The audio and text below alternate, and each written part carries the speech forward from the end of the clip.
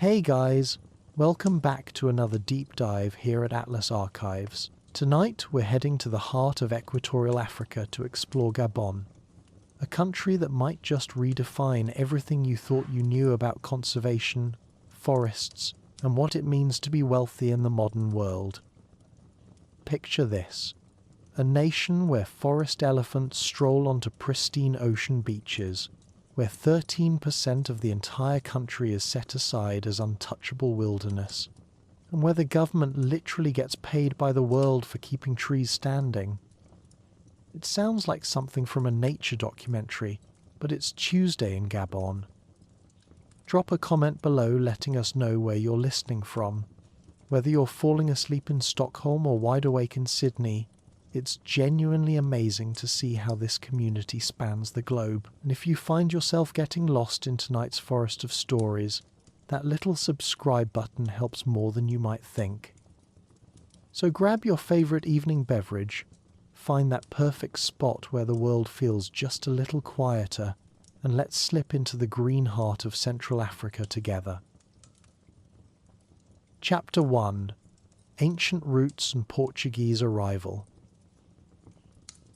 Our story begins not with kingdoms or empires, but with the soft footsteps of the forest's first children. Around 43,000 years ago, when glaciers still gripped much of Europe and our ancestors were just beginning to paint caves, small groups of hunter-gatherers were already calling Gabon's rainforests home. These were the ancestors of the Baka and Bongo peoples, often referred to as Pygmy groups, though this term oversimplifies their rich cultural diversity. They were the forest's first librarians, keeping oral records of every edible plant, every animal track, and every seasonal change in a world where knowledge meant survival. Imagine, if you will, these early Gabonese moving through forests so dense that sunlight filtered through in golden shafts, like nature's own cathedral lighting. They developed hunting techniques so sophisticated that they could track elephants through seemingly impenetrable jungle, and their knowledge of forest medicines would make modern pharmacologists weep with envy. They lived in harmony with a landscape that would later challenge European explorers to their very core.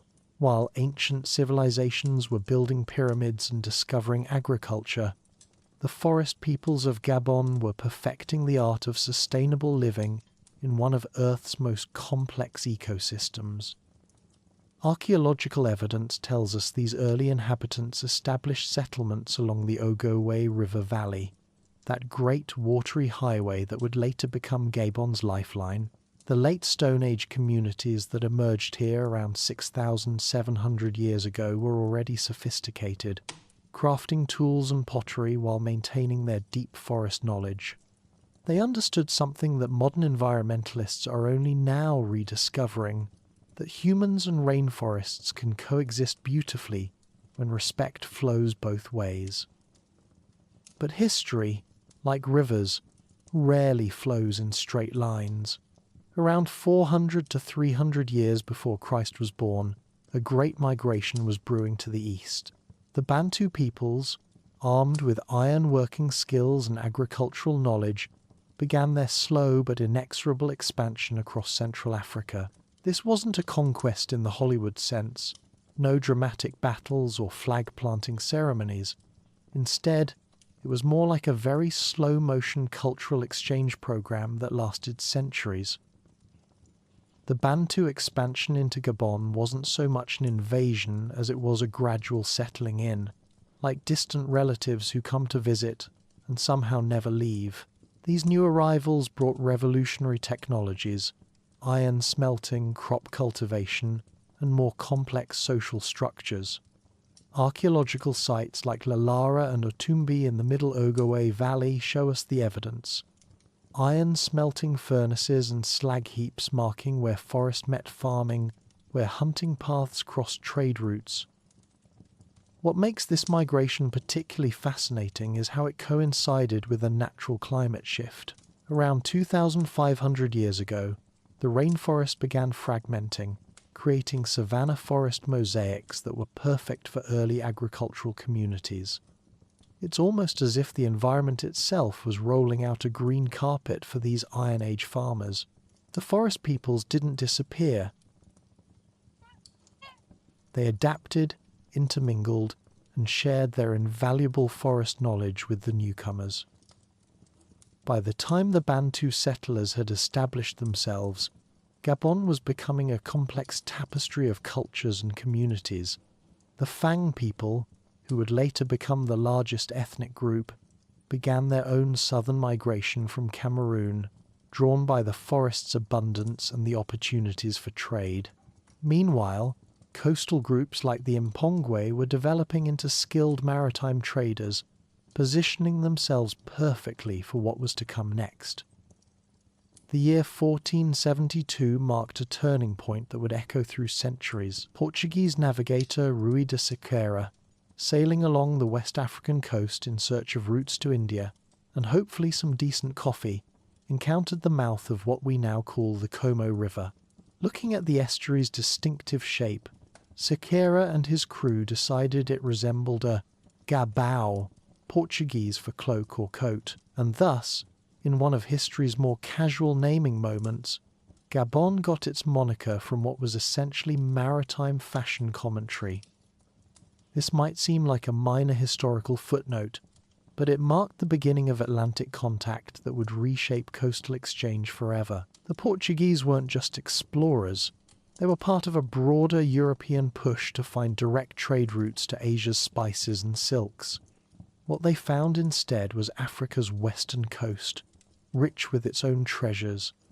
Ivory that gleamed like moonlight, copper that rang like bells, and hardwoods so beautiful they would grace European palaces for centuries. The Portuguese established sugar plantations on the nearby islands of São Tomé and Príncipe, creating a demand for mainland goods that would fundamentally alter Gabon's coastal societies. The Mayen-speaking peoples, including the Mpongwe in the Gabon estuary, the Orungu around Cape Lopez, and the Nkomi at Fernand Vaz, found themselves perfectly positioned to become middlemen in this new Atlantic economy. They developed into sophisticated broker societies, controlling the flow of goods between European ships and interior communities. These coastal kingdoms weren't just passive participants in European trade, they were active shapers of it. The Mpongwe, in particular, became master negotiators, speaking multiple languages and understanding both European commercial practices and interior African customs. They controlled access to the vast Ogooué River system, which penetrated deep into the continent's heart like a natural highway system designed by particularly forward-thinking ancient engineers. The early trade focused on what Europeans called legitimate commerce: ivory from forest elephants, copper from interior mines, salt that was precious as gold in many inland communities, and raffia cloth so finely woven it rivaled European textiles. The forest provided other treasures too, hardwoods like ebony that were prized for furniture and art, and medicinal plants whose properties European physicians were only beginning to understand. But perhaps most importantly, these early decades of contact established patterns that would shape Gabon's future. The coastal peoples developed sophisticated trading networks that extended hundreds of miles inland, connecting forest communities to Atlantic commerce. Allied groups like the Adyumba, Galoa, and Enenga became part of an extensive commercial domain that transformed regional economies while maintaining local autonomy. The forest itself remained largely untouched by these coastal changes. Deep in Gabon's interior, communities continued their traditional ways of life, occasionally sending ivory and forest products downstream in exchange for iron goods and other manufactured items. The rainforest acted like a natural buffer, maintaining its ancient rhythms, while the coast adapted to new Atlantic realities.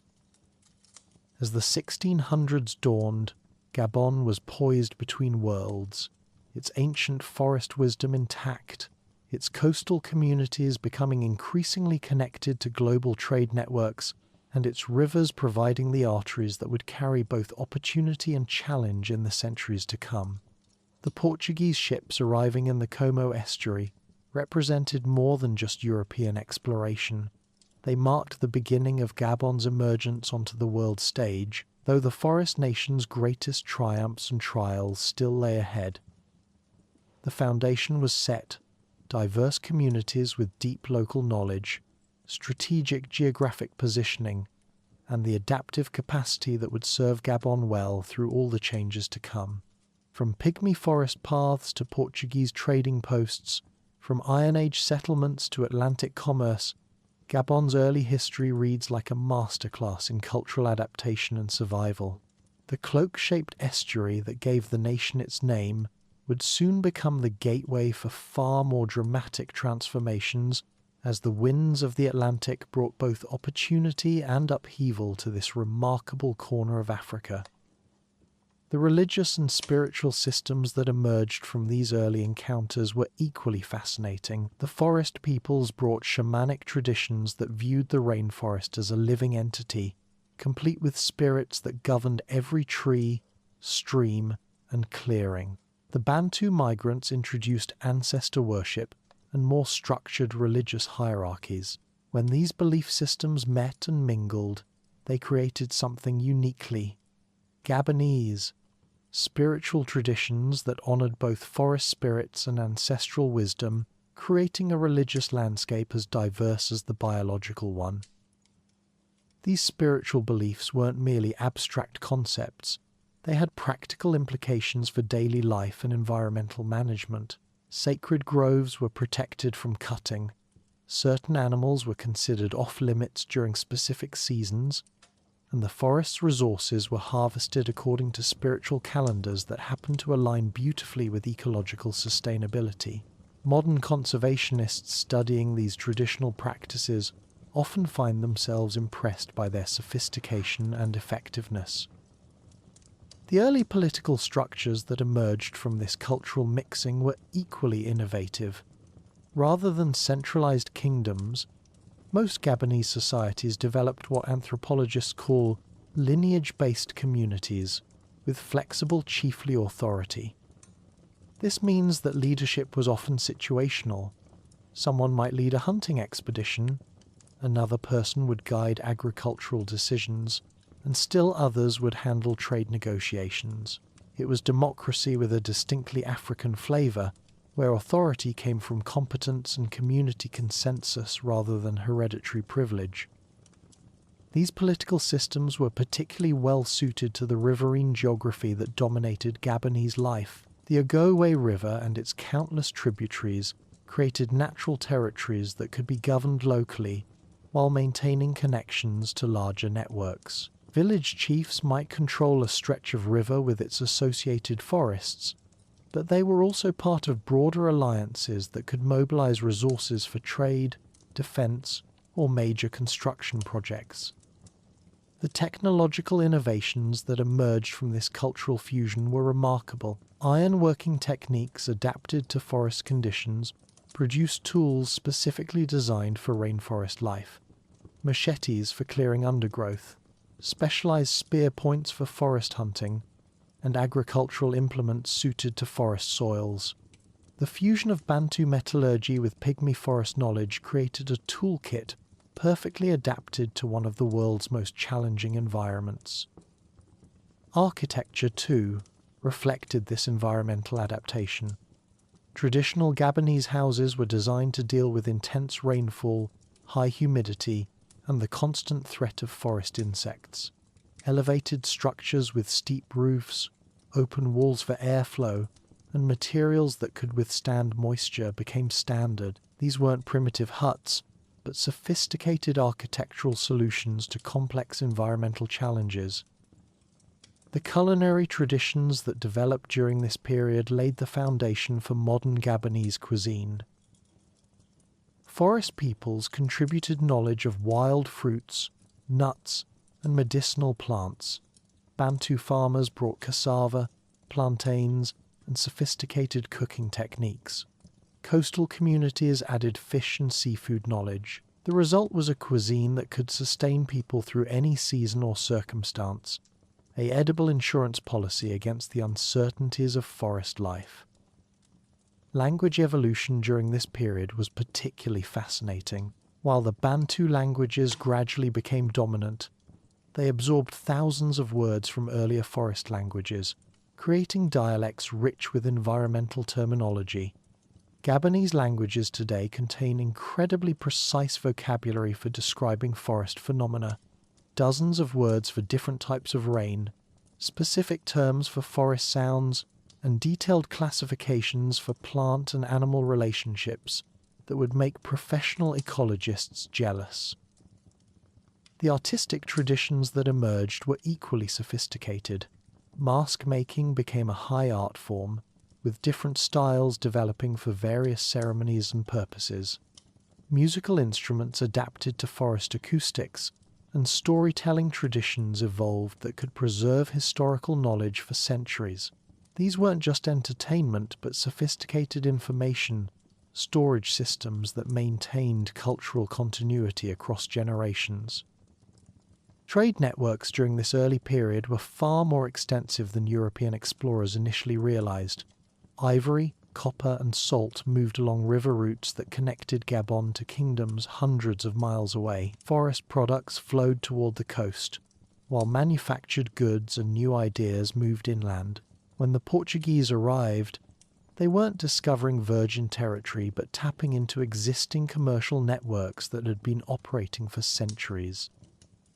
The introduction of new crops and animals through early Portuguese contact added another layer to this cultural complexity. New world crops like maize and sweet potatoes, introduced via São Tomé and Príncipe, gradually made their way into Gabonese agriculture. These additions didn't replace traditional crops but complemented them, adding to food security and agricultural diversity. Perhaps most remarkably, all these changes occurred while maintaining the forest's ecological integrity. The population remained small enough and dispersed enough that the rainforest continued functioning as an intact ecosystem. Traditional hunting practices, regulated by spiritual beliefs and community agreements, maintained animal populations. Selective forest use ensured that the canopy remained largely intact. It was development with environmental consciousness built in from the beginning.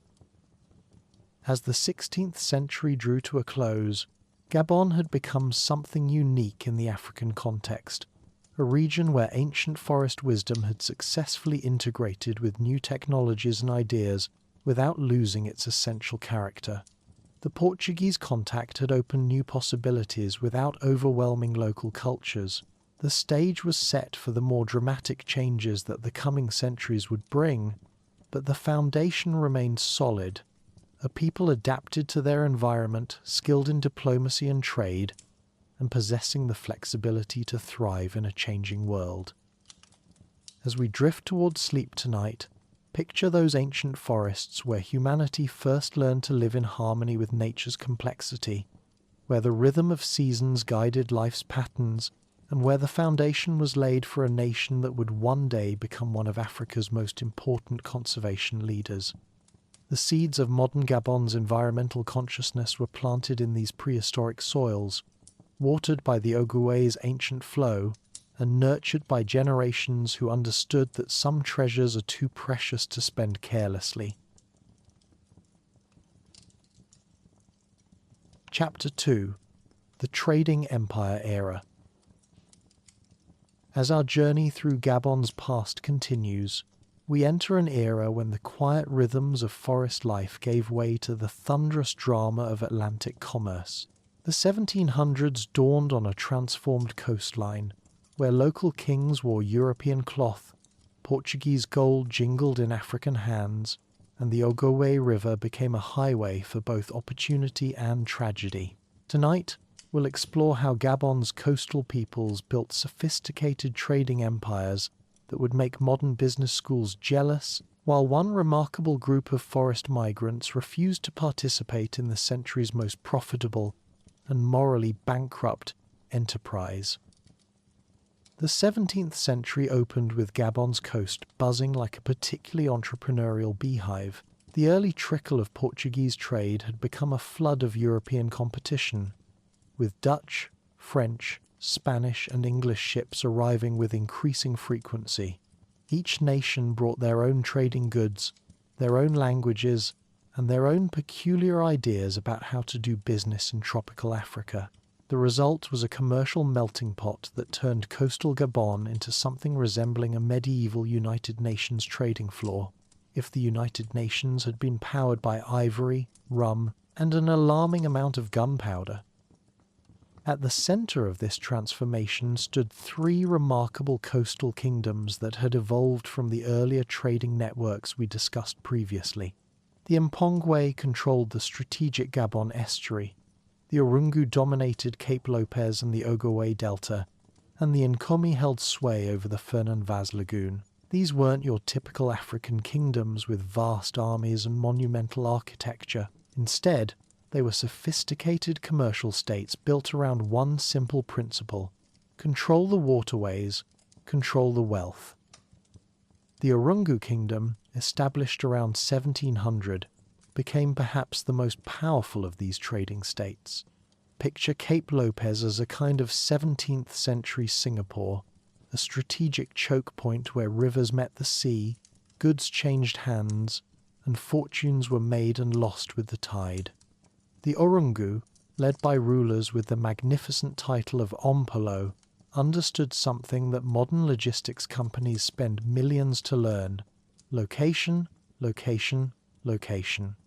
They positioned themselves perfectly to tax everything flowing through the Ogooué River mouths, from ivory tusks to iron bars, from forest honey to human beings. The political structure of these kingdoms was fascinatingly sophisticated. The Orungu developed what anthropologists call a dual clan system. Sea clans that handled maritime trade and diplomacy with Europeans, and land clans that managed interior relationships and forest resources. It was like having separate departments for foreign and domestic affairs, except with more canoes and considerably more palm wine involved in the negotiations. Leadership in these trading kingdoms required skills that would impress modern MBA programs, and Ompolo needed to speak multiple languages, understand European commercial practices, maintain complex alliances with interior peoples, navigate local politics, manage seasonal trading patterns, and somehow keep everyone happy when deals went wrong. Oh, and they had to do all this while wearing elaborate ceremonial dress in tropical heat and humidity. Modern CEOs complaining about board meetings have no idea what real job stress looked like. The Mpongwe, controlling the Gabon estuary, developed a different but equally effective approach. Rather than centralized royal authority, they operated through clan councils and distributed leadership. Think of it as an early experiment in democratic capitalism, where clan leaders competed to provide the best trading services to European ships. This competition drove innovation in everything from canoe design to language learning to diplomatic protocol. King Denis Anchoué Kowe Raponchombo became one of the most famous Mpongwe leaders, ruling from the southern bank of the estuary and developing relationships with French, British, and American traders. His counterpart, King Louis Anguille Dao, controlled the northern bank. Between them, they turned the Gabon estuary into a bustling international port where multiple European languages mixed with local dialects, creating a polyglot trading environment that would have made any modern international business district envious. The goods flowing through these trading networks tell the story of two worlds gradually becoming interconnected. From Europe came manufactured cloth that was often more durable than local textiles, iron tools that complemented but didn't replace local metallurgy, firearms that changed hunting and warfare dynamics, and alcoholic beverages that unfortunately became currency in many transactions. European traders also brought ideas, languages, new crops, and technologies that would permanently alter coastal life. Flowing outward from Gabon's interior came Africa's treasures. Ivory so white it seemed to glow in candlelight. Hardwoods so beautiful they would grace European palaces for centuries. Copper worked into intricate patterns. Salt that was literally worth its weight in silver to interior communities. And raffia cloth so finely woven that European textile merchants studied its techniques. The forest also provided less tangible but equally valuable exports. Knowledge of medicinal plants, navigation techniques for river travel, and artistic styles that would later influence European avant-garde movements. But as the 18th century progressed, one particular trade began to dominate all others, casting a dark shadow over the prosperity of the coastal kingdoms. The demand for enslaved people, driven by expanding sugar plantations in Brazil and Cuba, transformed Atlantic commerce and forced Gabon's coastal peoples into moral compromises that would haunt the region for generations. The development of the slave trade in Gabon was gradual and complex. Unlike West African regions where large-scale slavery had existed for centuries, Gabon's scattered forest communities and relatively small populations meant that the trade developed differently here. Initially, the coastal kingdoms actually imported slaves rather than exporting them, purchasing people with ivory to work in salt production and other coastal industries.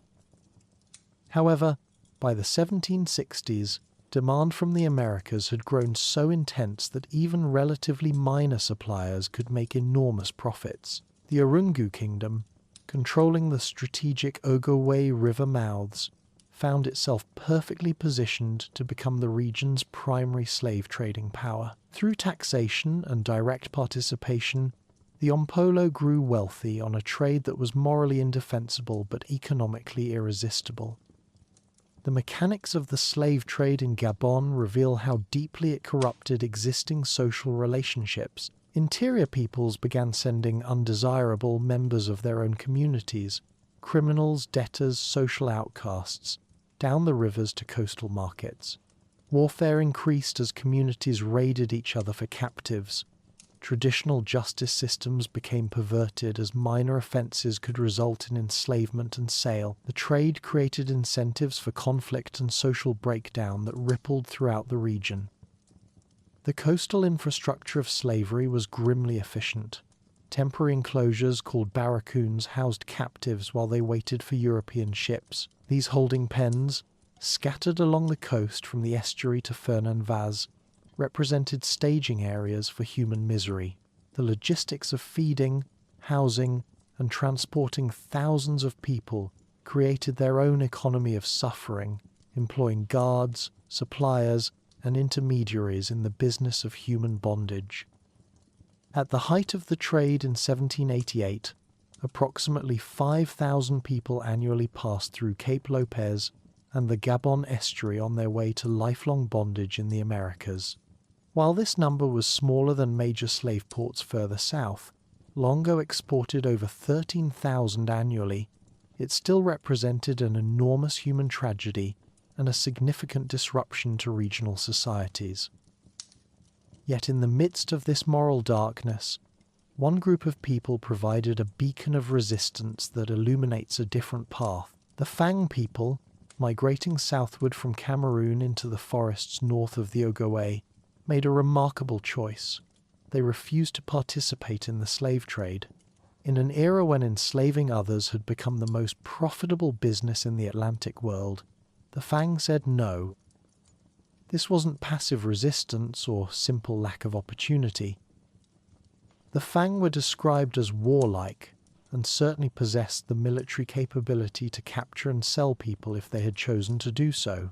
Instead, they deliberately rejected participation in slavery, both as sellers and buyers. They refused to hold slaves, refused to raid for captives, and refused to engage in the warfare that fed the coastal slave markets.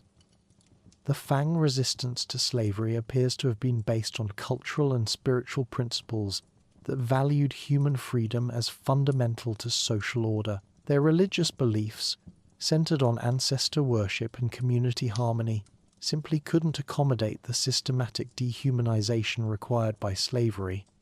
In a world where European traders, coastal kingdoms, and interior communities had all found ways to justify human bondage, the Fang maintained that some things were more important than profit.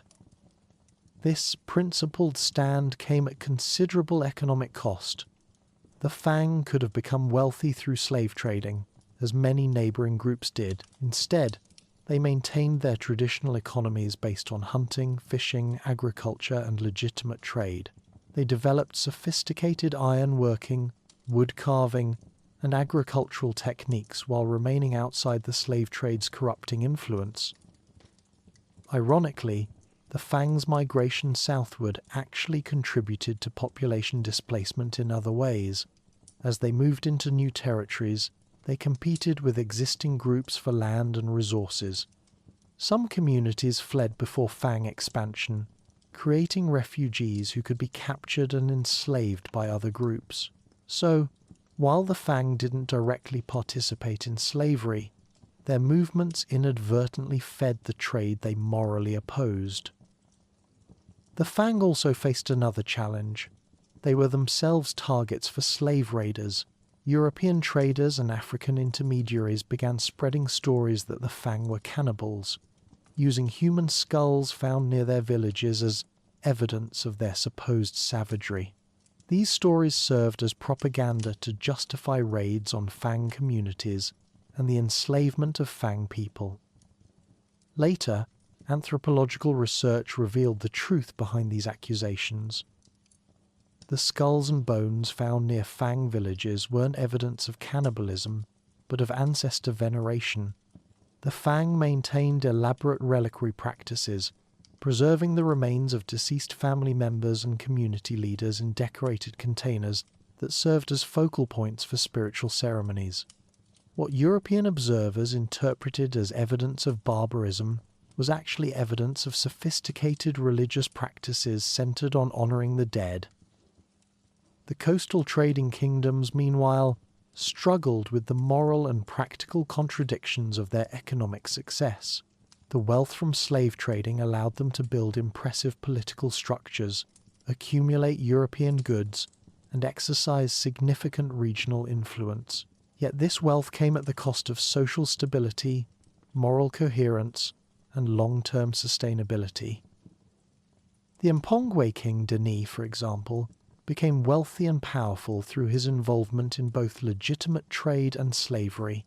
He could afford European clothing, firearms, and luxury goods. His court became a centre of diplomatic activity where European sea captains negotiated with African royalty.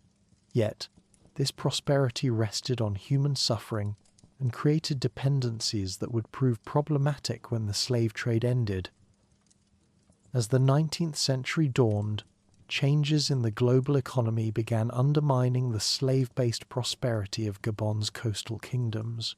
Britain's decision to abolish slave trading and use its navy to suppress the trade meant that European attitudes towards slavery were shifting. The American and French revolutions had created new ideologies, emphasizing human rights and freedom that made slavery increasingly difficult to justify morally. The economic foundations of the coastal kingdoms began shifting as European demand moved toward legitimate commerce, ivory, timber, and forest products rather than human beings. This transition required coastal traders to develop new skills, new relationships with interior suppliers, and new economic strategies. Some adapted successfully, others found their fortunes declining as the slave trade ended. The period also saw increased European missionary activity as Christian denominations sought to spread their faith and combat slavery simultaneously. American Protestant missionaries arrived in 1842 to establish schools and churches, bringing new ideas about education, religion, and human dignity. Their presence complicated local politics, while providing new opportunities for cultural exchange and learning. French naval captain Édouard Bouët-Wellomez's treaties with Kings Denis and Louis in 1839 and 1841 marked the beginning of formal European political control. These agreements officially ended the slave trade from Gabon while establishing French sovereignty over coastal territories. The coastal kingdoms found themselves gradually losing political autonomy as European influence transitioned from commercial to political domination. The establishment of Fort Douaumale in 1843 symbolized this transition. What had been African-controlled trading posts became European military installations. The balance of power that had allowed coastal kingdoms to maintain independence while engaging in international trade began shifting decisively toward European control. Yet, even as political power shifted, the cultural and economic foundations laid during the trading empire era continued shaping Gabon's development. The linguistic diversity created by centuries of international trade, the commercial skills developed by coastal peoples, the diplomatic traditions established through negotiating with multiple European powers, all these legacies would influence Gabon's future long after the trading kingdoms had lost their independence. The Fang people's principled resistance to slavery also provided a different model for how African societies could engage with global capitalism. Their refusal to compromise fundamental values for economic gain, their maintenance of traditional practices while adapting to new circumstances, and their successful migration and territorial expansion without resorting to human trafficking demonstrated that alternative paths existed. As we drift toward sleep tonight, consider the complexity of this era. Coastal kingdoms that built sophisticated commercial states while participating in human bondage, forest peoples who chose principle over profit, and European traders who brought both opportunity and exploitation to Africa's shores. The trading empire era reveals how economic forces can create both prosperity and moral compromise, how individual choices matter even in vast historical currents, and how the foundations of modern Gabon were shaped by both the wealth of international commerce and the wisdom of those who refused to sell their souls for Atlantic gold. Chapter 3: French Colonial Transformation. By the mid-1800s, the stage was set for one of the most dramatic transformations in Gabon's history. As the slave trade withered under international pressure and European attitudes toward African colonization hardened, a remarkable Italian count with French citizenship would sail up the Ogooué River and fundamentally reshape the political map of Central Africa. Pierre Savognin de Brazza's expeditions would turn Gabon from a collection of independent trading kingdoms into a cornerstone of French colonial empire, while simultaneously giving birth to one of Africa's most unusual capital cities. Pierre Savognin de Brazza was the kind of person who seemed designed by history to be an explorer. Born in Rome to Italian nobility but raised on adventure novels and atlases, he spent his childhood filling in the blank spaces marked unknown territory on maps of Africa. When Italy's fleet proved too small for his naval ambitions, he enrolled in the French Naval Academy and, like a character from his favourite adventure stories, adopted French citizenship and a French spelling of his name. History has a way of producing exactly the right person at exactly the right moment, and Brazza was France's answer to the great age of African exploration. Brazza's first encounter with Gabon came in 1872 during an anti-slavery mission, when his ship approached the coast that would become his life's work. The interior remained a complete mystery to Europeans.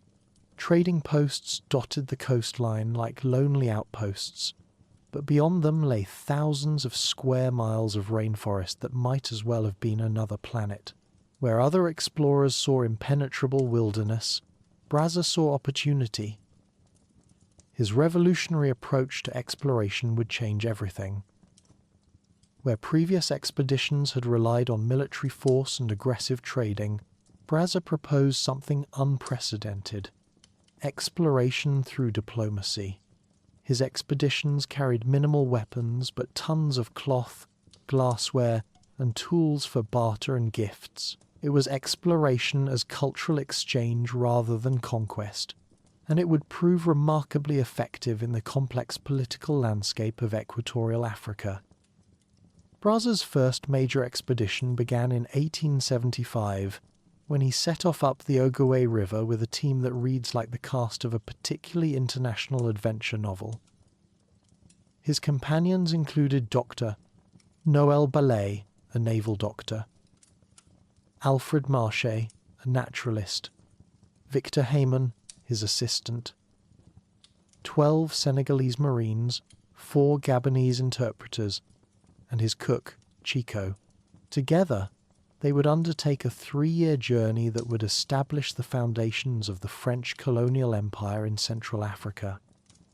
The expedition's route followed the Ogooué River inland from Lambaréné, that strategic town that Albert Schweitzer would later make famous for very different reasons.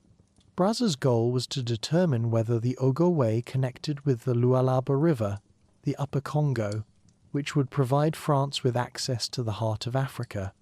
What he discovered instead would prove even more valuable: a network of rivers and overland routes that could outflank other European powers and establish French claims to vast territories.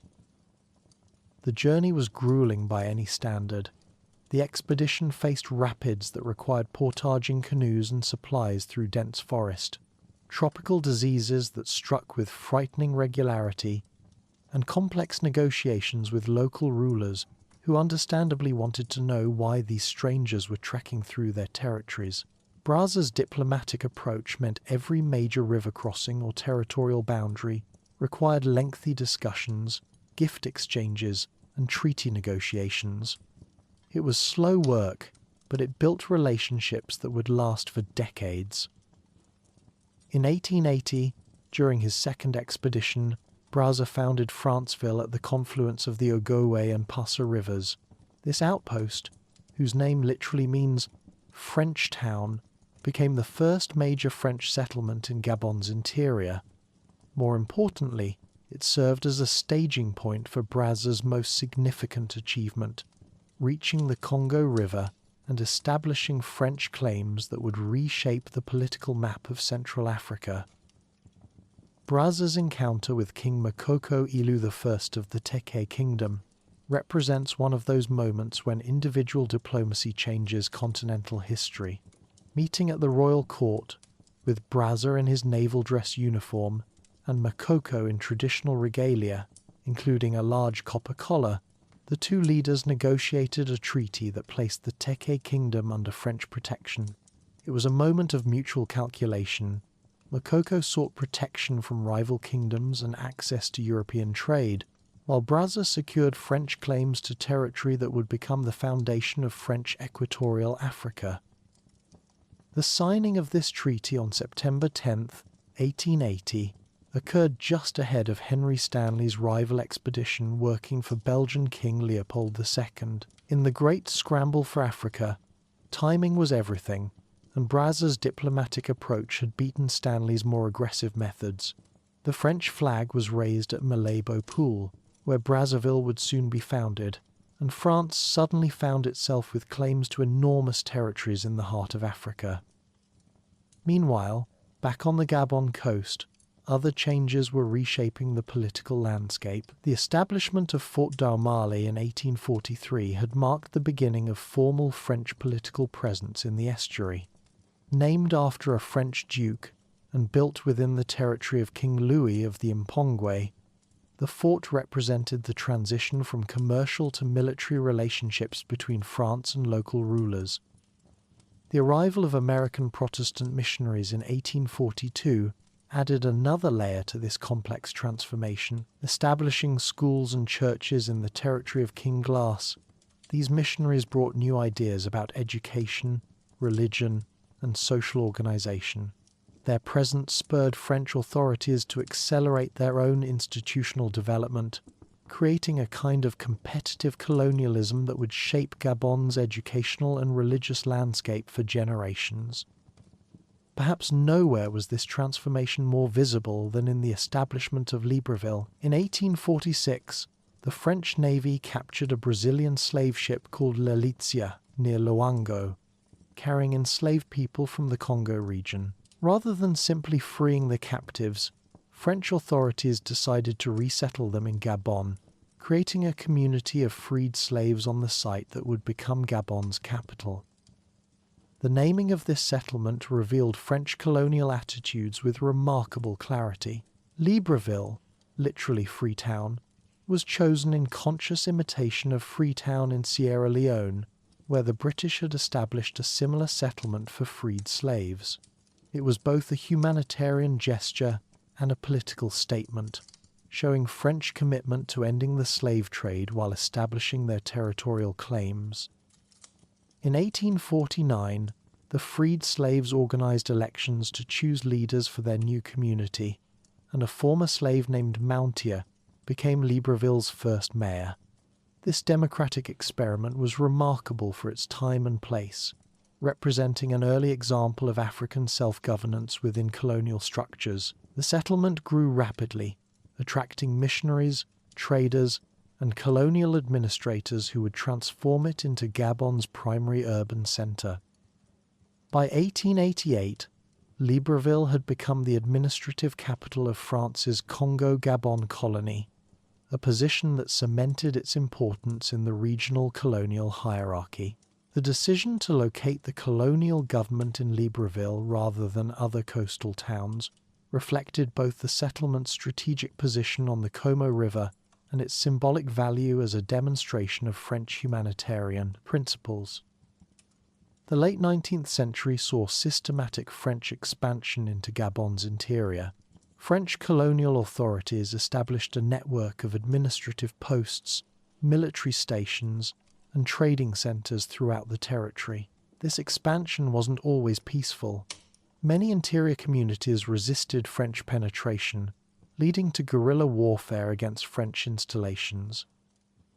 The creation of French equatorial Africa in 1910 represented the culmination of 3 decades of territorial expansion and administrative development. This federation combined Gabon with the French Congo, Ubangi-Shari, now the Central African Republic, and Chad under a single Governor-General based in Brazzaville. The federation covered over 2.5 million square kilometres, an area larger than Western Europe, and placed Gabon within a vast colonial administrative structure. For Gabon, federation membership brought both advantages and challenges. On one hand, it provided access to larger markets, improved communications with the outside world, and integration into a colonial system that prioritized development and modernization. French engineers built roads, bridges, and telegraph lines that connected Gabon's scattered communities and facilitated trade. Colonial authorities established schools, hospitals, and other institutions that introduced European knowledge and technology. However, federation also meant subordination to French priorities that didn't always align with local needs. Economic development focused on extracting raw materials, timber, ivory, rubber, that could be shipped to European markets rather than building industries that would benefit local populations. Educational systems emphasized French language and culture while discouraging local languages and traditional knowledge. Administrative structures concentrated power in European hands while marginalizing traditional leaders. The economic transformation of colonial Gabon was particularly dramatic in the timber industry. Gabon's forests contained some of the world's finest hardwoods, including the prized Ogooué tree that would become Gabon's signature export. French companies established logging concessions throughout the territory, building railways and river transport systems to move massive logs to coastal ports. The sight of enormous tree trunks floating down the Ogooué became a symbol of colonial Gabon's integration into global capitalism. Labour relations in the colonial economy revealed the contradictions inherent in French civilizing mission rhetoric. While France had officially ended slavery and claimed to be bringing progress and development to Africa, colonial authorities regularly used forced labour for public works projects. The construction of roads, railways, and buildings relied heavily on conscripted African workers who received minimal wages and worked under harsh conditions. The infamous Congo Ocean Railway, connecting Brazzaville to the coast, became a symbol of these exploitative practices. Though the railway passed through the French Congo rather than Gabon proper, its construction relied partly on Gabonese workers and demonstrated the human cost of colonial development projects. Thousands of workers died during construction, earning the railway the grim nickname, the Railroad of Death. World War I brought unexpected changes to Gabon's colonial experience. Germany's African territories bordered French equatorial Africa, and military operations spilled over into Gabon's northern regions. The war disrupted trade patterns, redirected colonial resources toward military needs, and exposed Gabonese people to new ideas about nationalism and self-determination that were circulating globally. The interwar period saw growing tensions within the colonial system. A generation of educated Gabonese had emerged from mission schools and colonial institutions, and many began questioning the assumptions underlying French rule. While these early intellectuals generally sought reform rather than revolution, they laid the foundation for independence movements that would emerge after World War II. Education brought unintended consequences for colonial stability. Mission schools were supposed to create loyal French subjects, but instead produced a generation who could read European political theory and understand concepts like democracy and human rights. These educated Africans would eventually articulate powerful critiques of colonial rule. World War II transformed Gabon's political landscape. When France fell to Germany in 1940, Gabon initially remained loyal to Vichy France. However, the Battle of Gabon in November 1940 saw Free French forces take control of Libreville and rally the territory to Charles de Gaulle's cause. This connected Gabon to global discussions about post-war decolonization. Félix Éboué's appointment as Governor-General marked a significant development.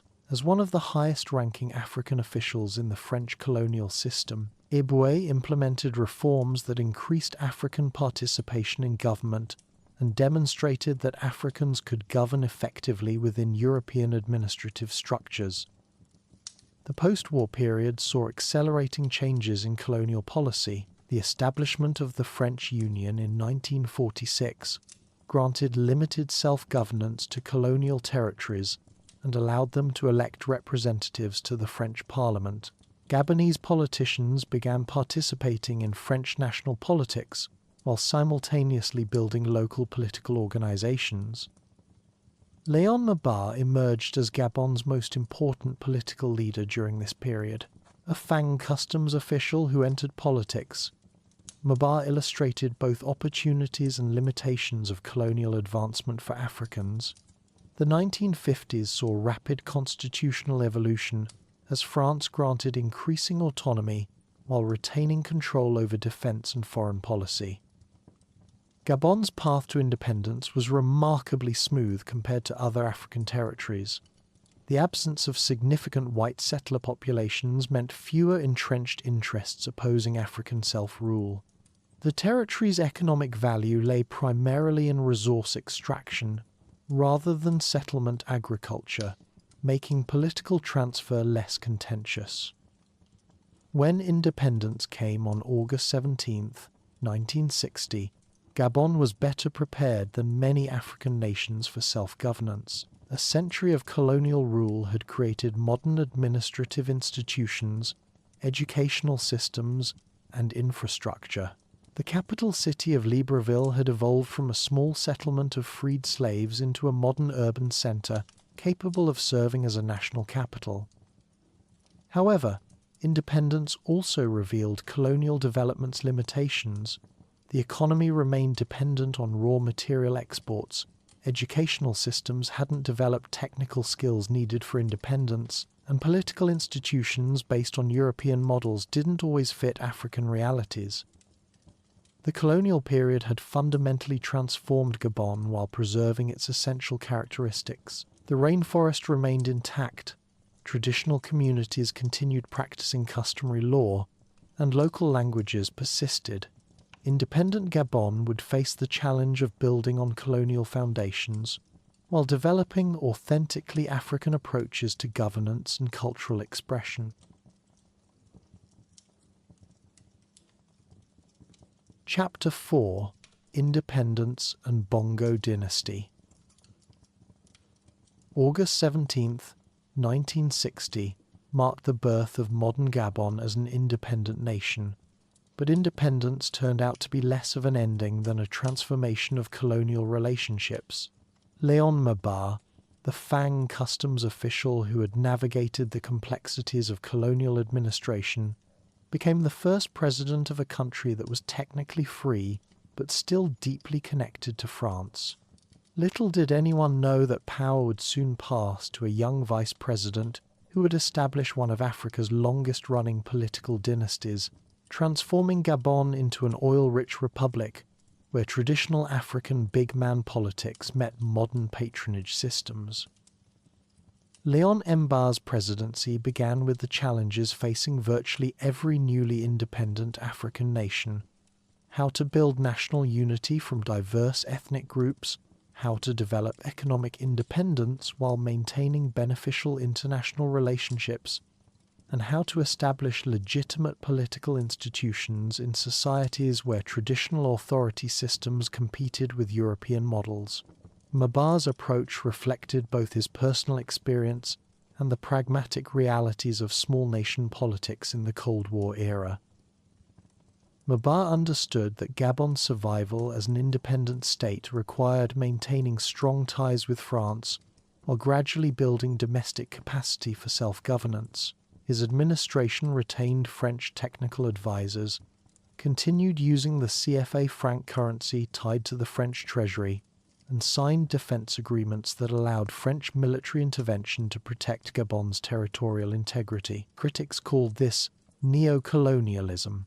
Supporters saw it as pragmatic gradualism that avoided the chaos afflicting other newly independent African states. The early years of independence revealed the fragility of Gabon's democratic institutions. Mba's attempts to build national unity often looked more like authoritarian control, as he imprisoned political opponents and concentrated power in the presidency.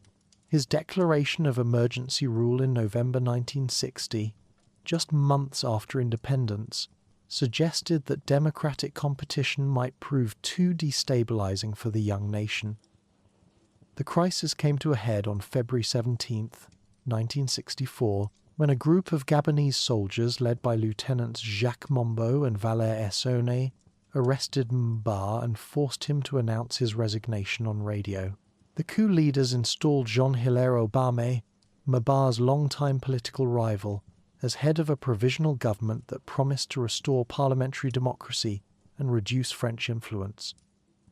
The coup might have succeeded in any other African nation, but Gabon's defense agreements with France proved decisive. Within 18 hours of Mba's forced resignation, French paratroopers from Congo-Brazzaville landed at Libreville Airport and restored Mba to power. The intervention demonstrated both the benefits and limitations of Gabon's close French ties. Protection from domestic instability came at the cost of genuine sovereignty.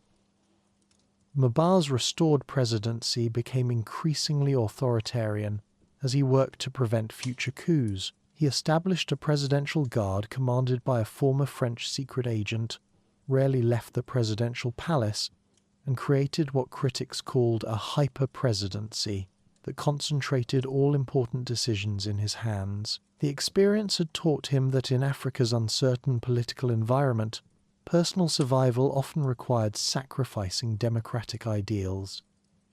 On November 11, 1966, Mba appointed a young official named Albert Bernard Bongo as his vice president. Few observers paid much attention to this promotion of a 31-year-old administrator who had risen through the ranks of the Customs Service and Defense Ministry. Yet, this appointment would prove to be one of the most consequential decisions in Gabonese history, setting the stage for a political dynasty that would last over half a century. When Maba died of cancer on November 28, 1967, Bongo automatically became president according to the constitution. At 32 years old, he was one of Africa's youngest heads of state, taking power in a continent where age and experience traditionally conferred authority. Many observers assumed his presidency would be temporary, a caretaker administration, until more experienced politicians could assume power. Instead, Bongo demonstrated remarkable political skills that would keep him in power for 42 years, making him one of history's longest-serving non-royal leaders. His approach to governance represented a sophisticated adaptation of traditional African political patterns to the realities of modern nation-states, oil economics, and Cold War competition. Bongo's first major decision came in March 1968, when he declared Gabon a one-party state under his newly created Parti Démocratique, Gabonais. This represented a sophisticated adaptation of traditional African politics to modern realities, creating a patronage state where political loyalty was rewarded with economic benefits. The timing of Bongo's political consolidation coincided with Gabon's emergence as a major oil producer. Offshore petroleum discoveries in the 1970s transformed Gabon from a timber-dependent economy into one of Africa's wealthiest nations on a per capita basis. Oil revenues gave Bongo the resources to fund an extensive patronage network that made opposition politically expensive and loyalty financially rewarding. Bongo's political system operated like an elaborate insurance scheme where oil revenues protected both ruler and ruled from the uncertainties that plagued other African nations. Government jobs provided secure employment for educated Gabonese. Public works projects created opportunities for businesses and workers. Subsidized food and fuel kept urban populations satisfied, and regular cash distributions to traditional leaders maintained rural support. The international dimensions of Bongo's rule were equally sophisticated. He positioned Gabon as a reliable ally for France while maintaining diplomatic relations with diverse international partners. Gabon hosted peace conferences for African conflicts, mediated disputes between neighbouring countries, and provided a stable base for French economic interests in Central Africa. Bongo became a master of what scholars call extraversion, converting Gabon's international relationships into domestic political resources. Bongo's personal transformation reflected his political evolution.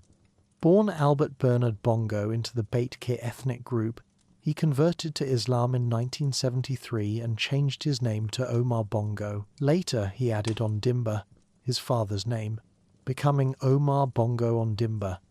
These changes weren't merely personal. They demonstrated his ability to transcend ethnic and religious boundaries while building a national political identity.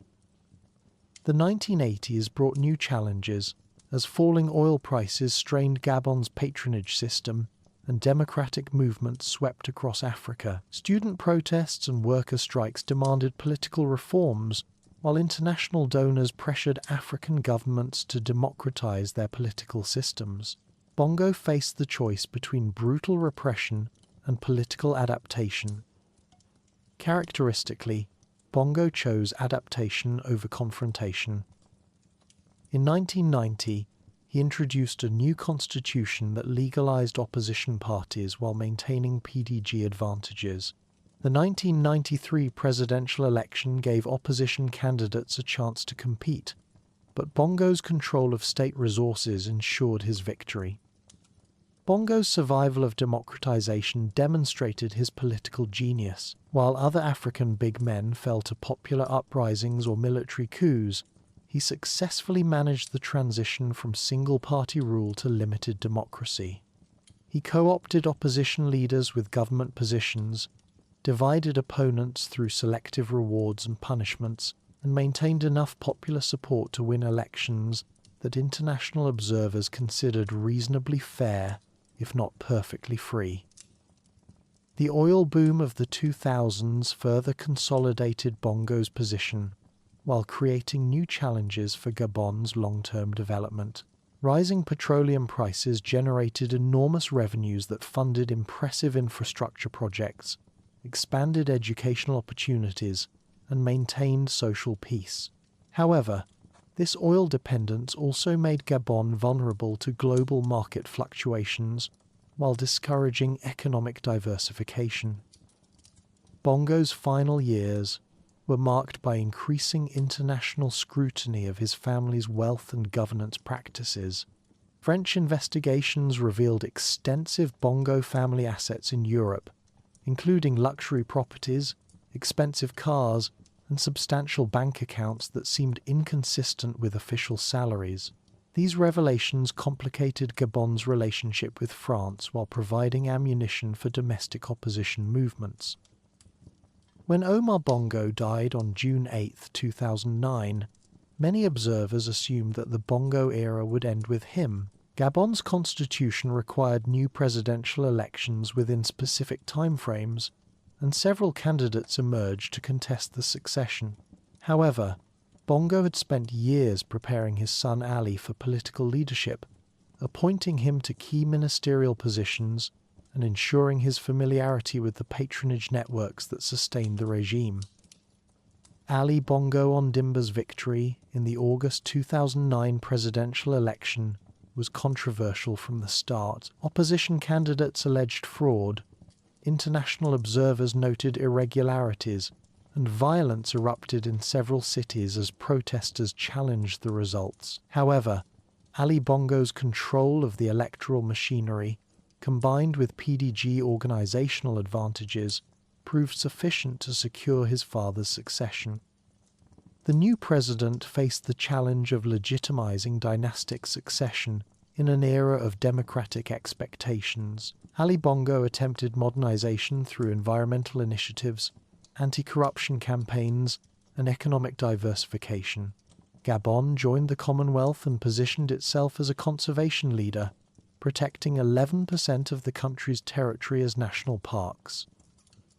However, the fundamental structure of Gabonese politics remained unchanged under Ali Bongo. The PDG continued dominating elections through resource advantages and organizational superiority. Opposition leaders faced harassment and occasional imprisonment. Civil society organizations operated under restrictions that limited their ability to challenge government policies. Meanwhile, the Bongo family's wealth continued growing despite official efforts to combat corruption. Ali Bongo's health crisis in 2018 created succession uncertainties that would ultimately prove fatal to the dynasty. A stroke suffered during a foreign trip left the president partially incapacitated and raised questions about his ability to govern effectively. While Bongo eventually returned to public duties, his visible frailty encouraged both opposition movements and potential challengers within the regime itself. The 2023 presidential election occurred against this backdrop of uncertainty and growing discontent. Despite oil wealth that had made Gabon one of Africa's richest countries per capita, nearly 40% of young Gabonese remained unemployed. Poverty persisted in rural areas, and infrastructure remained inadequate outside major cities. Opposition leader Albert Ondo Ossa campaigned on promises of genuine change and more equitable development. Election night on August 26, 2023, initially seemed to confirm the dynasty's resilience. Official results announced in the early morning hours of August 30th declared Ali Bongo the winner, with over 64% of votes. However, allegations of massive fraud, delayed vote counting, and internet shutdowns during the electoral period had created an atmosphere of crisis that the regime could not contain. Within hours of the election results being announced, members of the Republican Guard, Gabon's elite presidential protection force, appeared on television to declare they were putting an end to the current regime. The coup leaders, led by General Brice Oligui Nguema, announced the cancellation of election results and the dissolution of state institutions. Ali Bongo was placed under house arrest, ending 56 years of Bongo family rule over Gabon. The irony of the coup's leadership was not lost on observers of Gabonese politics. Brice Oligui Nguema was not only the commander of Ali Bongo's own presidential guard, but also his cousin, a member of the extended Bongo family network that had dominated Gabonese politics for decades. The coup represented less a revolution than a family quarrel over succession and the future direction of the regime. Popular celebrations in Libreville's streets demonstrated that many Gabonese welcomed the end of Bongo rule, despite uncertainties about what would follow. Young people especially expressed hope that change might bring improved economic opportunities, reduced corruption, and more responsive governance. However, the fact that change came through military intervention rather than democratic processes raised questions about Gabon's political future. Oligui Nguema's transitional government promised democratic elections and constitutional reforms while maintaining continuity with many existing policies. The new leader's background as a French-trained military officer and his family connections to the Bongo regime suggested that dramatic changes were unlikely. International observers noted that while the dynasty had ended, many of the underlying structures of Gabonese politics remained intact. The 63 years from independence to the 2023 coup revealed both the possibilities and limitations of African political development in the post-colonial era. Gabon had avoided the civil wars, economic collapses, and humanitarian disasters that afflicted many African nations. Oil wealth had funded impressive development projects, educational expansion, and infrastructure improvements that positioned Gabon among Africa's more prosperous nations. Yet the Bongo era also demonstrated how resource abundance could sustain authoritarian rule while limiting genuine democratic development. The concentration of oil revenues in elite networks created a wealthy class disconnected from most citizens' daily struggles. Political competition remained limited by state control of resources and institutions. Civil society development was constrained by patronage systems that discouraged independent organization. As Gabon entered a new political era under Oligui Nguema's transitional leadership, the country faced fundamental questions about its future direction. Could oil wealth be channeled toward more inclusive development that benefited all citizens rather than just political elites? Could democratic institutions be strengthened to provide genuine alternatives to authoritarian rule? Could Gabon's relationship with France evolve toward greater equality and mutual respect? The answers to these questions would determine whether the end of the Bongo dynasty marked a genuine transformation of Gabonese politics or simply a changing of the guard within existing power structures. The young Gabonese who celebrated in Libreville's streets after the coup represented a generation that had known only Bongo rule and yearned for something different, even if they weren't entirely sure what that might look like. Chapter 5: Geography and the Ogooué Lifeline.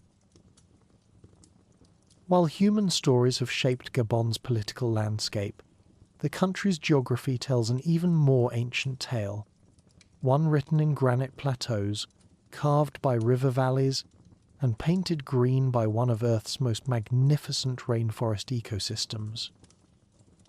Tonight, we explore the physical stage upon which all of Gabon's human drama has unfolded, from the narrow coastal plains where Portuguese ships first landed to the mysterious headwaters of the Ogooué River that wind through forests so dense they still hold secrets unknown to science. Gabon sits like a geographic jewel on Africa's Atlantic coast, straddling the equator in a position that has defined every aspect of its natural and human history. Covering 270,000 square kilometers, roughly the size of Colorado or half of France, this remarkable country stretches between latitudes 3 degrees north and 4 degrees south, placing it squarely in the heart of equatorial Africa, where the sun's energy drives some of the most complex ecological systems on Earth. The country's borders tell their own geographic story. To the north, Gabon shares boundaries with Cameroon and Equatorial Guinea, frontiers that follow river valleys and ridge lines established by colonial negotiators who had little understanding of the watersheds they were dividing. The eastern and southern borders with the Republic of the Congo curve through forests so dense that early mapmakers often left vast blank spaces marked simply as unexplored territory. To the west lies the Atlantic Ocean, 885 kilometers of coastline that has served as Gabon's window to the world for over 5 centuries. Gabon's physical geography unfolds in 3 distinct zones that have shaped everything from ancient migration patterns to modern economic development. The coastal plains, rising gradually from the Atlantic shore, give way to an interior plateau system cut by river valleys and punctuated by isolated mountain ranges. This seemingly simple arrangement creates a landscape of extraordinary complexity and beauty, where every valley contains its own microclimate and every ridge offers views of seemingly endless green horizons. The coastal plains begin at sandy beaches fringed with mangrove swamps and extend inland for distances ranging from 20 kilometers in the north to over 300 kilometers in some estuary regions. These lowlands represent Gabon's most accessible terrain, where European traders first established their posts and where most of the country's urban population lives today. Yet even these simple plains reveal remarkable diversity when examined closely.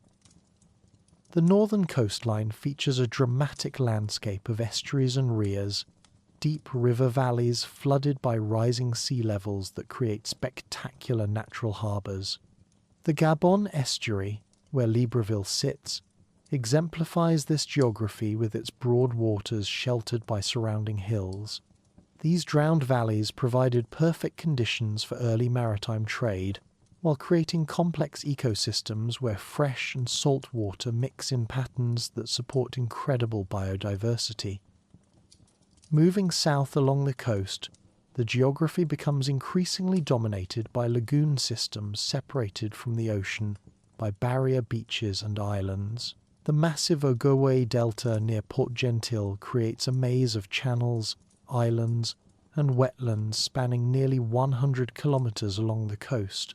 This delta represents one of Africa's great river mouths, where the continent's 4th largest river by volume finally meets the Atlantic after its 1,200-kilometer journey from the interior.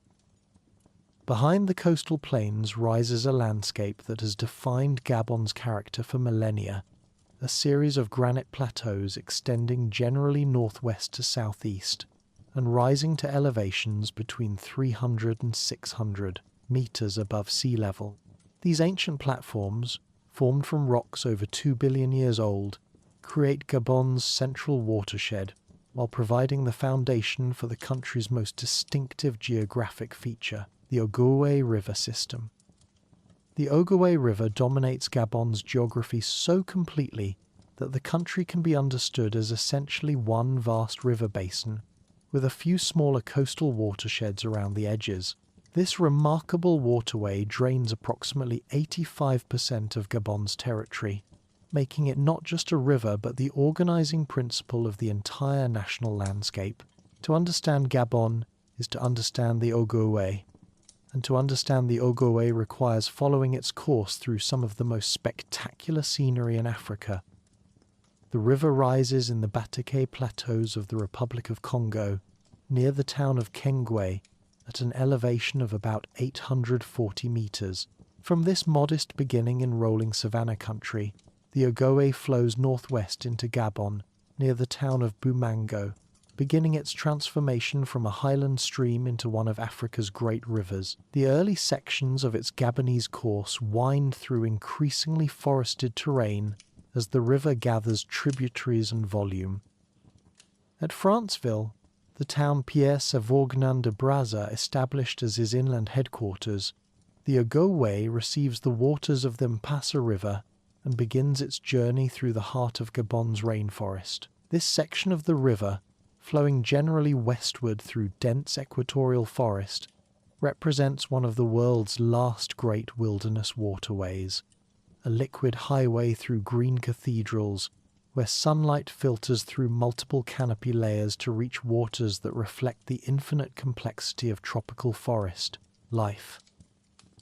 The river's course becomes increasingly dramatic as it approaches the coast, cutting through the Crystal Mountains in a series of rapids and gorges that prevented European exploration for centuries. The section between Lastosville and Njol includes the spectacular Pubara Falls, where the full volume of the Ogooué plunges through granite channels in displays of raw natural power that demonstrate why this river remained unconquered by outside forces until the 19th century. Below Njol, the Ogooué becomes navigable for its final 400 kilometers to the sea, flowing through increasingly broad valleys as it approaches its massive delta. This lower section passes through Lambaréné, the town made famous by Albert Schweitzer's medical mission, before spreading into the maze of channels and islands that characterize the Ogooué Delta. Here, the river completes its transformation from highland stream to major estuary, carrying the waters and sediments of most of interior Gabon to the Atlantic Ocean. The Ogooué's tributaries create a dendritic pattern across the map that resembles a vast tree spreading its branches throughout the country. The most important of these tributaries include the Avindo River, which drains the northeastern regions and brings waters from some of Gabon's most remote forests. The Avindo's 500-kilometer course includes its own spectacular features, including the Kongu Falls, where the river plunges 60 meters through primary rainforest in cascades that rank among Africa's most beautiful waterfalls. The Ogooué River, another major tributary, collects waters from the southern regions before joining the Ogooué in its lower course. The Ogooué's watershed includes portions of the Chaillu Massif, carrying waters that have percolated through some of Gabon's oldest geological formations. These southern tributaries often flow through country where ancient granite platforms create a landscape of rolling hills and hidden valleys that explorers described as some of the most beautiful territory in Africa. The mountain systems that punctuate Gabon's plateau landscape create the dramatic backdrop for this river network, while harbouring some of the country's most spectacular scenery and unique ecosystems. The Crystal Mountains, rising northeast of Libreville, represent the most accessible of these upland areas. Despite their modest elevation, the highest peaks reach only about 1,000 meters. These dissected ranges create a landscape of surprising ruggedness and beauty. The Crystal Mountains take their name from the quartz veins that run through their granite formations, creating ridges that sparkle in the tropical sun like geological jewelry. These mountains have been carved by countless streams flowing toward the coast, creating a maze of valleys and ridges that provide habitat for endemic species while challenging human settlement. The region's difficult terrain helped preserve traditional ways of life long after coastal areas had been transformed by European contact. South of the Ogooué, the Chaillu Massif represents Gabon's most extensive mountain system. This ancient granite complex includes the country's highest peak, Mount Bengué, which reaches 1,170 meters above sea level in the northeastern part of the country. The Chaillu Massif creates a distinctive landscape of rounded summits and deeply incised valleys where primary rainforest has survived in magnificent condition. The massif's role as Gabon's central watershed cannot be overstated. Waters flowing north from its slopes feed the Ogooué system, while southern streams contribute to smaller coastal rivers. The watershed divide often follows ridgelines through terrain so forested that the actual summit can be difficult to identify from the ground. This creates a landscape where geography and ecology intertwine so closely that understanding one requires appreciating the other. Gabon's equatorial climate drives the ecological processes that have created one of Earth's most remarkable forest ecosystems. The country experiences the classic equatorial pattern of high temperatures, high humidity, and abundant rainfall, but with variations that reflect its coastal position and topographic complexity. Average temperatures range from 21 degrees Celsius in cooler highland areas to 27 degrees in coastal and interior lowlands, with relatively little seasonal variation. The rainfall patterns that sustain Gabon's forests follow a bimodal distribution typical of equatorial regions. 2 wet seasons, a major one from February through May and a shorter one from September through December, alternate with 2 drier periods. However, even the dry seasons receive significant rainfall, and humidity levels remain constantly high. Annual precipitation varies from about 1,500 millimeters in some northeastern regions to over 3,300 millimeters in the wettest coastal and mountain areas. This abundant moisture supports rainforest coverage across approximately 85% of Gabon's territory, making it one of the most forested countries in Africa and the world. These forests represent part of the Congo Basin ecosystem, the world's second largest tropical rainforest after the Amazon. However, Gabon's forests have characteristics that make them unique even within this remarkable regional ecosystem. The coastal forests extend from mangrove swamps at the shoreline through transitional forests on the lower plains to classic equatorial rainforest in the interior. This forest gradient creates habitat diversity that supports an extraordinary range of species, from marine-adapted plants in coastal swamps to highland forest specialists in the mountains. Some areas feature gallery forests along rivers, creating green corridors that connect different forest zones while providing highways for wildlife movement. The interior forests present visitors with what many biologists consider the closest thing to a pristine rainforest ecosystem remaining on Earth. Multi-layered canopies reach heights of 60 meters or more, creating a vertical ecosystem where different species occupy different levels from the forest floor to the emergent canopy. These forests harbor an estimated 8,000 plant species, many of them endemic to this region of Central Africa. Wildlife diversity reaches levels that challenge scientific understanding, with new species regularly discovered by researchers exploring remote areas. The forests support all 3 species of African crocodiles, dozens of primate species including gorillas and chimpanzees, forest elephants whose behavior differs markedly from their savanna relatives, and hundreds of bird species found nowhere else on Earth. The Ogooué River system alone harbors over 350 fish species, nearly 1/3 of which are endemic to this watershed. In the southeastern regions, where the dry season extends longer, the forest gives way to savanna grasslands that create a completely different landscape. The Bateke Plateaus, extending into Gabon from the Republic of Congo, feature rolling grasslands dotted with gallery forests along streams. This savanna country supports different wildlife communities while providing evidence of the climatic gradients that shape vegetation patterns across Central Africa.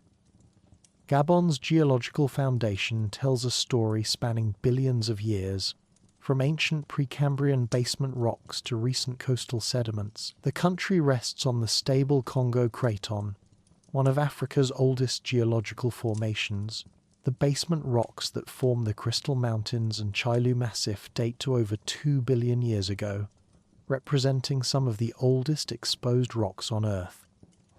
These ancient foundations have been overlain by younger sedimentary formations that create much of the country's current topography. Coastal basins contain petroleum-bearing rocks that have made Gabon one of Africa's major oil producers, while interior basins preserve geological records spanning hundreds of millions of years. The Franceville Basin is particularly notable for containing some of the world's oldest known natural nuclear reactors, where uranium concentrations achieved natural fission over 2 billion years ago.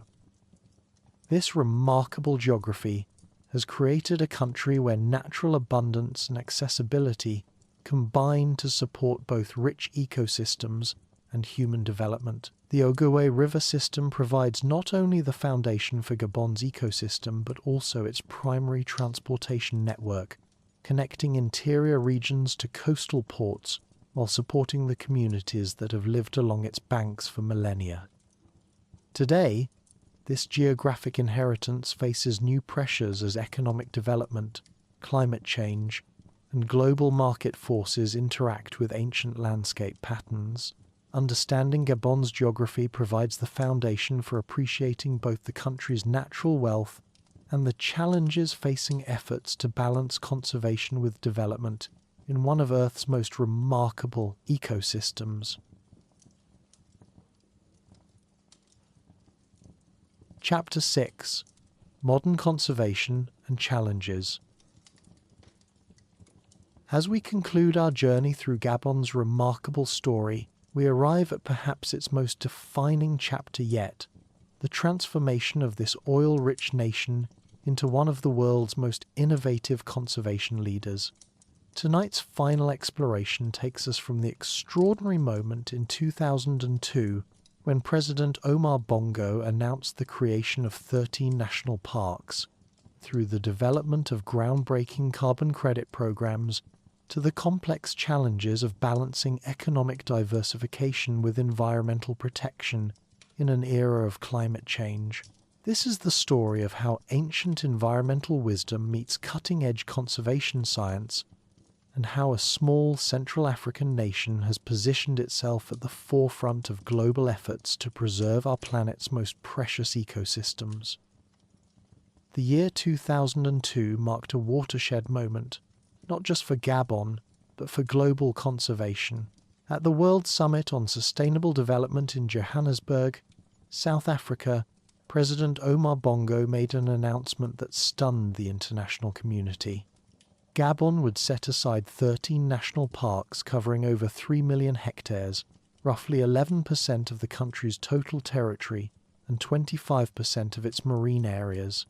This unprecedented commitment transformed Gabon overnight from a relatively unknown conservation player into Africa's undisputed leader in protected area development. The story behind this dramatic announcement reveals the power of scientific exploration combined with political vision. The decision stemmed largely from the work of American conservationist Dr. Mike Fay, whose legendary mega-transect expedition had just concluded after 456 days and over 3,000 kilometers of walking through the remote forests of Gabon and the Republic of Congo. Fay's journey, accompanied by local guides and assistants, documented pristine ecosystems that many scientists believed no longer existed anywhere on Earth. What Fay discovered challenged every assumption about African forests. His cameras captured elephants emerging from primary rainforest onto pristine Atlantic beaches, western lowland gorillas gathering in forest clearings larger than football fields, and river systems so clean that satellite images showed their waters flowing crystal clear into the ocean. The scientific data he collected provided irrefutable evidence that Gabon harbored biodiversity treasures of global significance, ecosystems that had somehow survived the colonial period, independence struggles, and early decades of oil development virtually intact. President Bongo's response to these findings demonstrated the kind of visionary leadership that history rarely witnesses. Rather than viewing Gabon's forests simply as timber resources or obstacles to development, he recognized them as irreplaceable natural capital that could position the country as a global leader in conservation. Working closely with international conservation organizations, including the Wildlife Conservation Society, World Wildlife Fund, and the Nature Conservancy, his government developed a comprehensive park system designed to protect representative samples of every major ecosystem in the country. The 13 parks established in 2002 created a conservation network of extraordinary scope and ambition. Loango National Park, covering 1,550 square kilometers of coastal forest and beach, became famous as the only place on Earth where visitors could witness forest elephants, hippos, and gorillas venturing onto ocean beaches. The park's pristine white sand coastline, stretching for over 100 kilometers without a single building, offers nesting sites for leatherback and olive ridley sea turtles, while supporting populations of surfing hippos that have become symbols of Gabon's unique wildlife.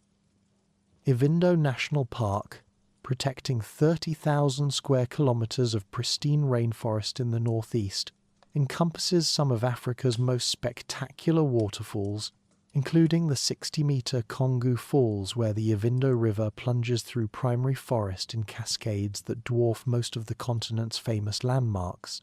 But the park's crown jewel is Ogooué River, a natural forest clearing 1 kilometer long and 300 meters wide that serves as a gathering place for an extraordinary concentration of wildlife. This forest cathedral, as researchers call it, hosts the largest aggregation of western lowland gorillas in Africa, along with forest elephants, rare Sitatunga antelopes, and over 400 bird species.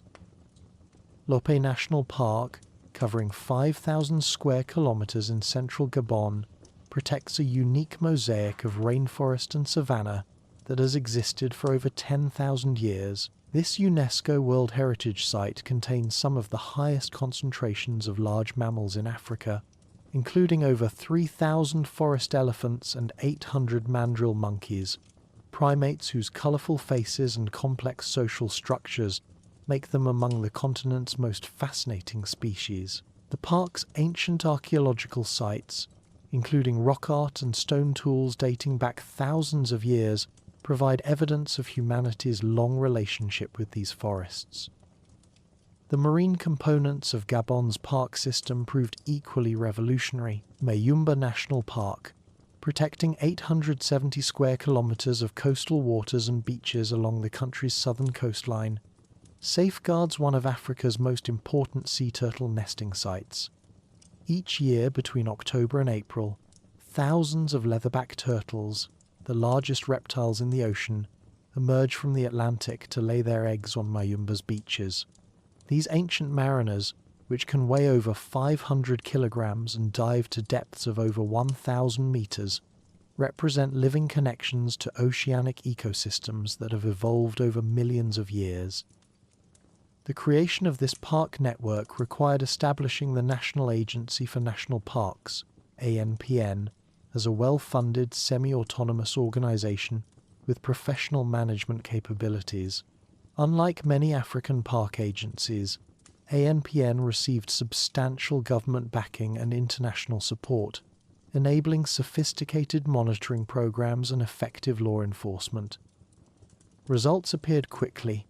Illegal logging within park boundaries virtually disappeared, poaching declined dramatically, and wildlife populations began recovering at rates that surprised scientists.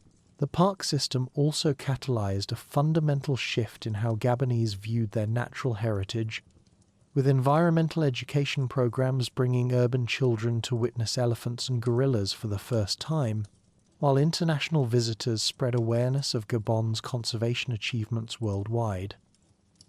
By the 2010s, this conservation leadership began paying unexpected dividends as global climate change transformed environmental protection from a luxury into an economic necessity.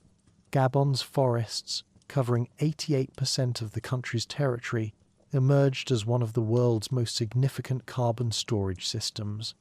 Scientific studies revealed that these forests sequester approximately 140 million tons of carbon dioxide annually, roughly equivalent to removing 30 million cars from roads worldwide. This natural carbon capture service, provided free of charge to the global community, represented economic value in the hundreds of millions of dollars.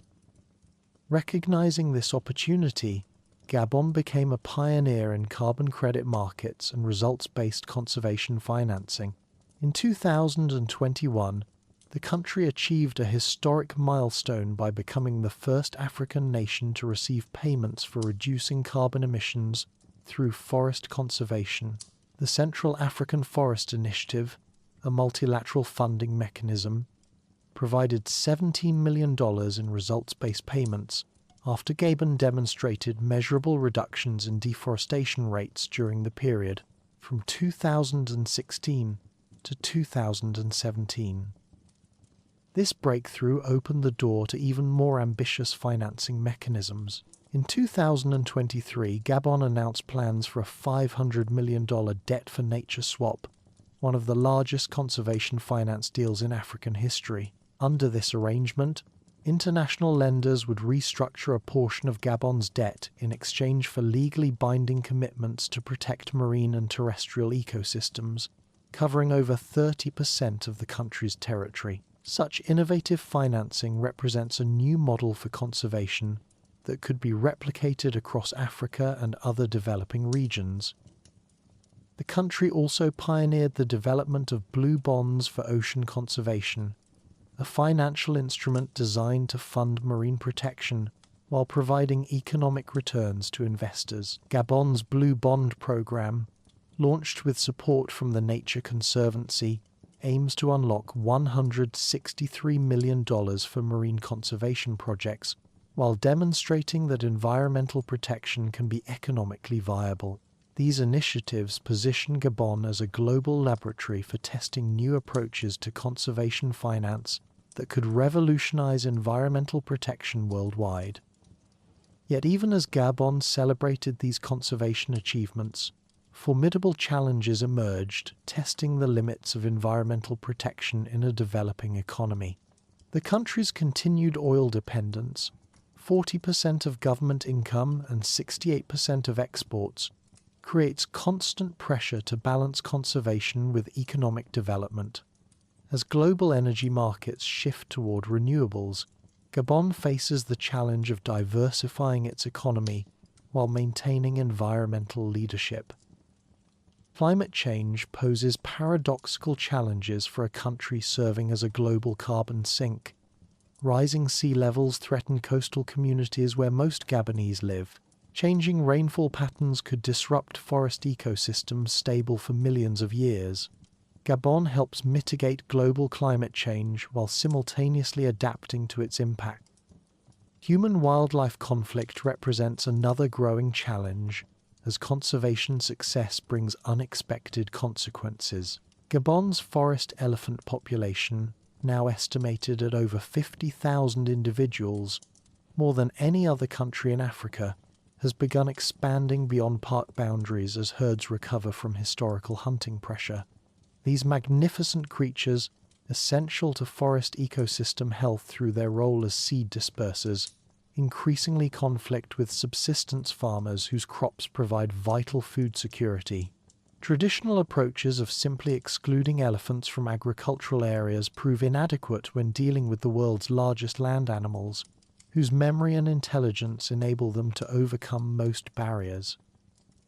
The challenge of economic diversification looms as perhaps the greatest test of Gabon's conservation model. With oil reserves declining and global demand for fossil fuels projected to peak within decades, the country must develop alternative economic sectors that can provide employment and government revenue without compromising environmental integrity. Agricultural development offers obvious potential, given Gabon's favourable climate and abundant land, but expanding farming could conflict directly with forest conservation goals unless carefully managed.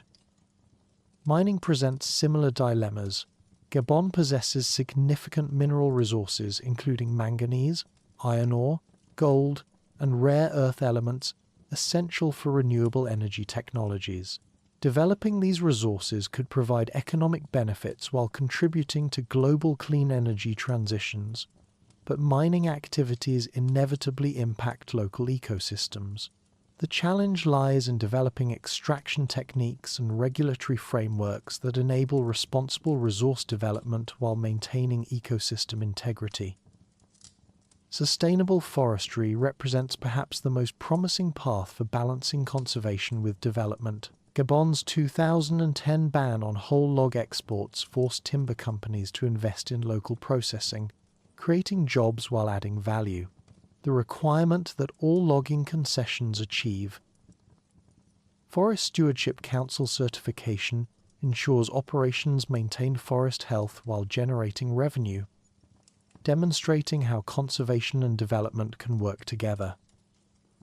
Ecotourism offers another avenue for sustainable development, though realizing its potential requires significant infrastructure investment.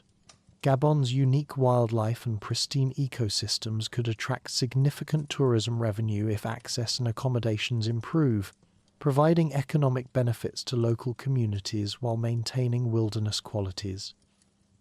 Education and capacity building emerge as fundamental requirements for addressing these challenges. Gabon's conservation success has depended heavily on international expertise, but long-term sustainability requires developing local capacity in ecological research, park management, and sustainable business development. International cooperation remains essential for addressing challenges that transcend national boundaries. Climate change, ocean conservation, and wildlife trafficking require regional and global collaboration. Gabon's leadership in conservation initiatives provides models for needed cooperation. Gabon's conservation journey offers hope and lessons for environmental protection worldwide. In less than 2 decades, this small African nation demonstrated that developing countries can become global conservation leaders while maintaining economic aspirations. Innovation in conservation financing provides tools that could transform environmental protection globally, while integrating traditional ecological knowledge with modern science offers approaches adaptable across tropical regions. Yet Gabon's experience also illuminates the complexity of balancing conservation with development. Environmental protection cannot be separated from economic justice and social development. Conservation succeeds when it benefits local communities while addressing global challenges. As our exploration of Gabon's remarkable story concludes, we see a nation that has traveled from ancient forest kingdoms through colonial disruption and post-independence challenges to emerge as a global conservation leader. The same environmental consciousness that enabled Pygmy peoples to live sustainably in these forests for millennia now guides cutting-edge conservation programs that could help address global climate change.